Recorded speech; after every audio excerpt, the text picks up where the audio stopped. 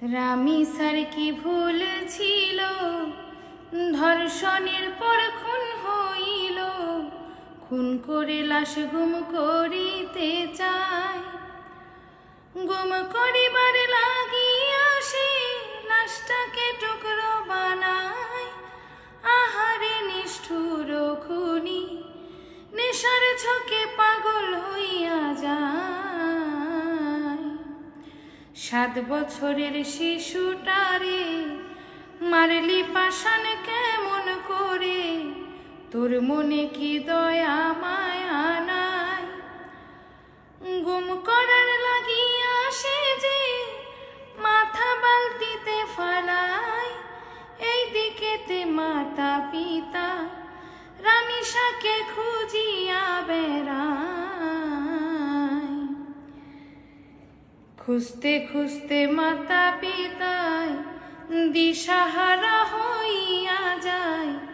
যাইয়া দেখে ওই ঘরের দরজায় একটা জোতা পড়ে আছে, দরজায় টোকা দিল দুঃখী মায়। তখনই সেই দিকেতে গিরিল কেটে পালাইয়া যায়।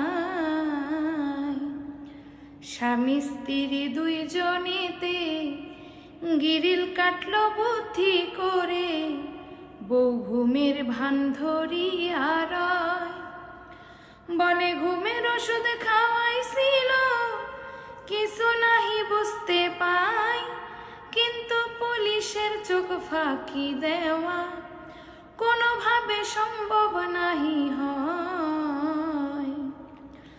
খুনি সোহেলে কি করিল, সে তো পালাইতেছিল, কিন্তু নারায়ণগঞ্জে ধরা পইরা যায়।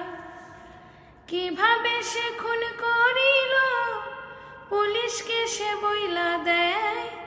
নিষ্ঠুর খুনি ওই সোহেলে, বাংলার মানুষ ফাঁসি তাহার চায়। বর্তমান সরকার তারেক রহমান রামিসার বাসায় চলে যান। সফর সঙ্গী স্বরাষ্ট্রমন্ত্রী রয়।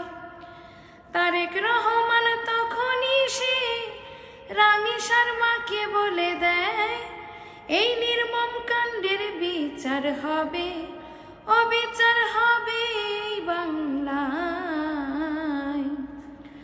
জনগণের মনের আশা, খুনের বিচার দেখবে তারা। খুনির বিচার হবে এই বাংলায়।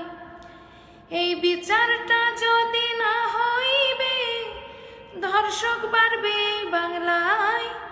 সুলতান মাহমুদ সরকারের কাছে করজোড়ে মিনতি জানায়।